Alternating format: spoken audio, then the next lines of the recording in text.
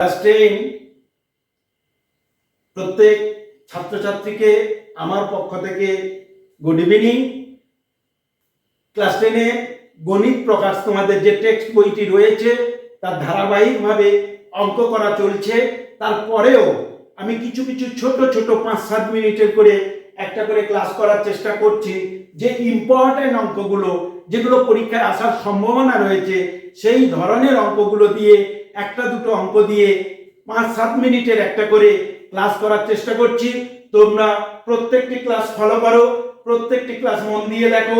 আজকে তোমাদের কে পুটিং মান রয়েছে, অর্থাৎ অনুপাত সমানুপাতের অঙ্ক রয়েছে। সেখান থেকে একটি ইম্পর্টেন্ট অঙ্ক আমরা করব। সেই ইম্পর্টেন্ট অঙ্কটা হলো এই a/b সমান b/c হয় যদি, তাহলে অঙ্কটা লিখে ফেলি। যদি অঙ্কটা খুব ইম্পর্টেন্ট, a/b সমান b/c হয়, b/c হয়, তবে প্রমাণ করি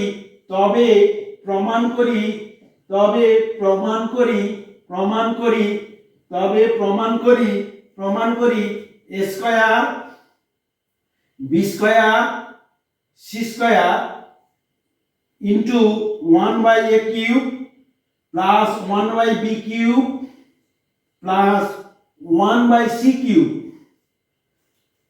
equal to a cube plus b cube plus c cube. a cube plus b cube খুব ইম্পর্টেন্ট অঙ্ক। তোমাদের পেজ নম্বর 97 গণিত প্রকাশ যে বইটি রয়েছে তার 97 ভালো করে দেখে নাও।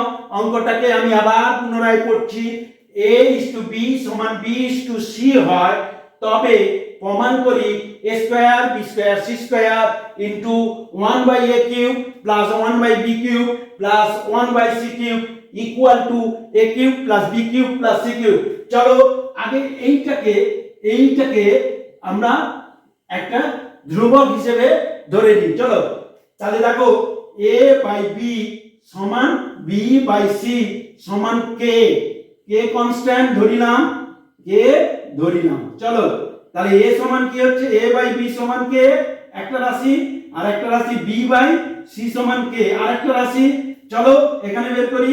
তাহলে অতএব b সমান ck, এখানে কি হচ্ছে, অতএব a সমান bk।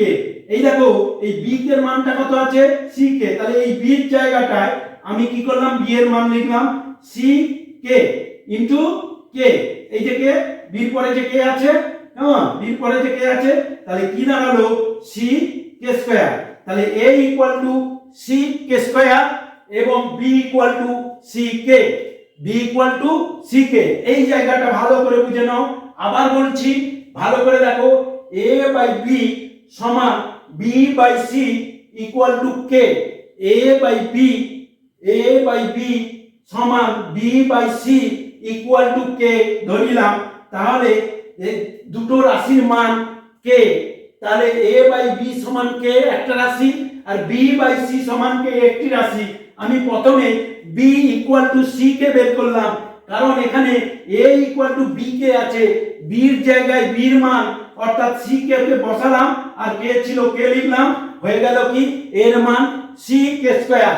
চলো এই দেখো, যখন সমান চিহ্ন দিয়ে একটা সমাধান টাইপের অঙ্ক থাকবে, তার বাম দিকেরটাকে আমরা লেফট হ্যান্ড সাইড এবং ডান দিকেরটাকে রাইট হ্যান্ড সাইড বলি।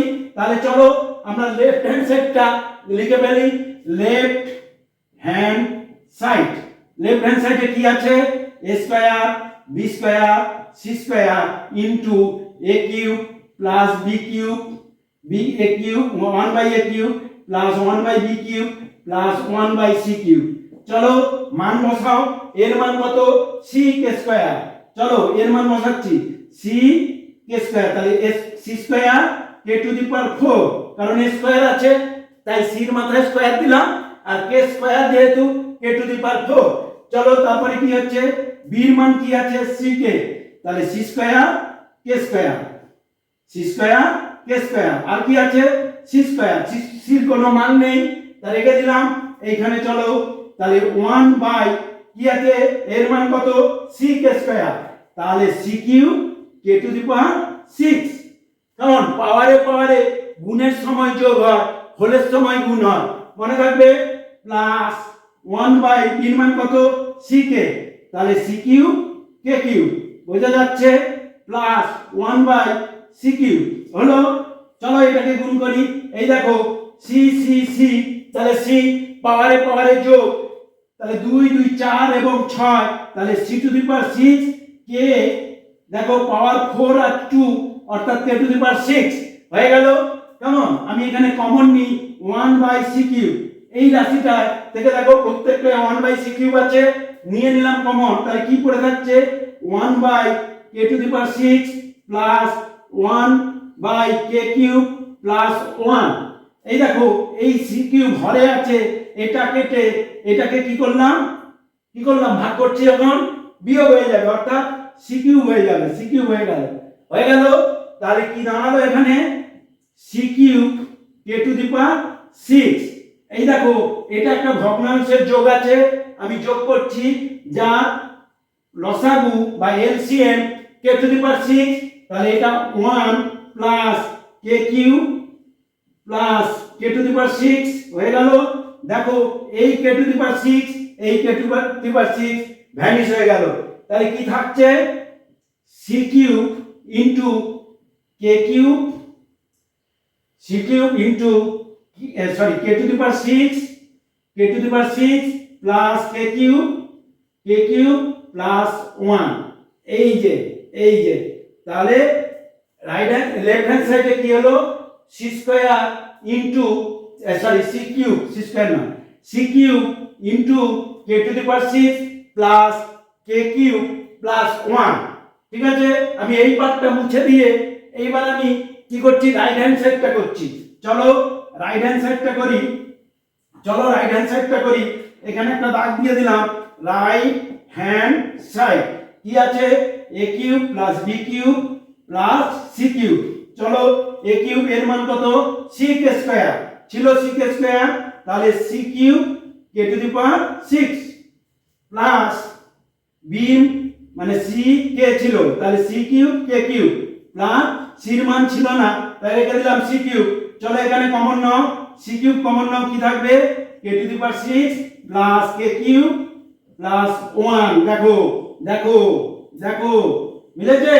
অতএব লেফট হ্যান্ড সাইড সমান right hand side. Proof, PROVED, proof. বোঝা গেছে? অঙ্কটা খুব ইম্পর্টেন্ট, তোমরা অবশ্যই এই অঙ্কটা করতে ভুলবে না। কেমন অঙ্কটাকে খুব ভালো প্র্যাকটিস করো। কেমন এরকম একটা দুটো করে অঙ্ক আমি 5-7 মিনিটের একটা করে ক্লাস নিয়ে করার চেষ্টা করব। কেমন তাতে করে তোমাদের পরীক্ষা দিতে খুব সুবিধে হবে। আরেকটা অঙ্ক দেখি ইম্পর্টেন্ট অঙ্ক। চলো এই চ্যাপ্টারেরই আরেকটি অঙ্ক দেখি। চলো এই চ্যাপ্টারেরই আরেকটা অঙ্ক দেখি।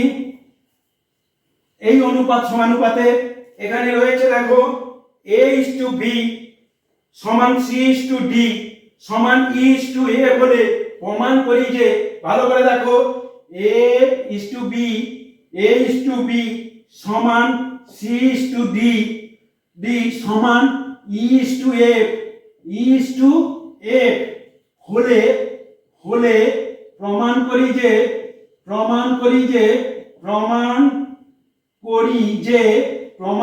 যে খুব পরে অঙ্কটা, প্রমাণ করি যে প্রত্যেকটি অনুপাত সমান প্রত্যেকটি অনুপাত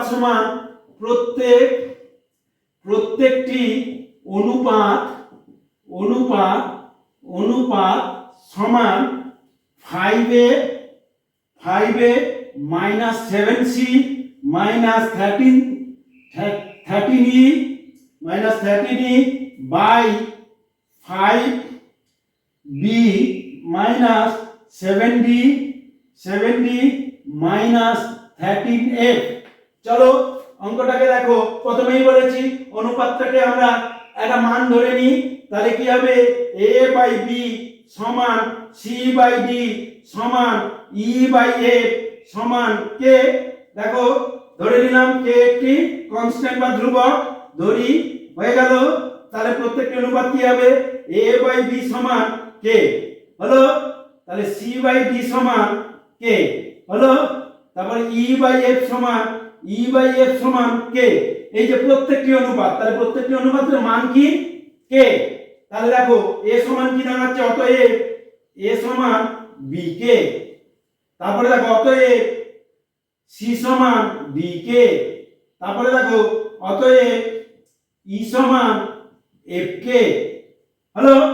এখানে এবার দেখো লেফট হ্যান্ড সাইডে আমাদের করার কিছু নেই, লেফট হ্যান্ড সাইডের মান হবে প্রত্যেকটি অনুপাত সমান, ওটা বলেছে। তাহলে প্রত্যেকটি অনুপাতের মান কত? k। তাহলে এখানে লিখে রেখে দিলাম left hand side equal to k। চলো রাইট হ্যান্ড সাইড করি।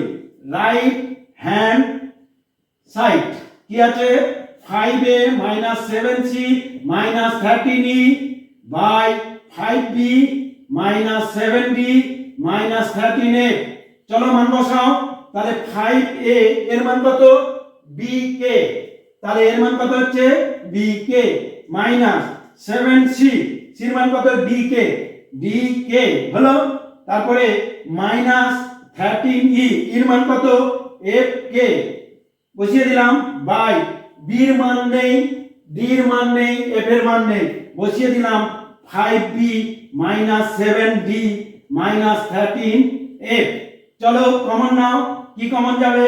উপর থেকে দেখো k কমন যাবে, দিলে 5b - 7d - 13f by 5b - 7d - 13f। দেখো এটা কি লব হয়, কেটে গেল, রইল কি? k। এখানে কি হচ্ছে? লেফট হ্যান্ড সাইড কে, লেফট হ্যান্ড সাইড প্রত্যেকটি অনুপাতের মান k লিখে দিলাম। প্রুফ।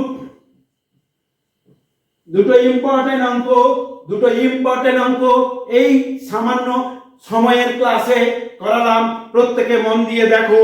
আমরা ধারাবাহিক ক্লাসে পরের দিন আসবো, কোনো চিন্তা নেই, শুধু ফলো করে যাও আর ভিডিওগুলো মন দিয়ে দেখে প্র্যাকটিস করো। কেউ তোমাদের অ্যাবাভ 90% নাম্বার আটকাতে পারবে না। ধন্যবাদ।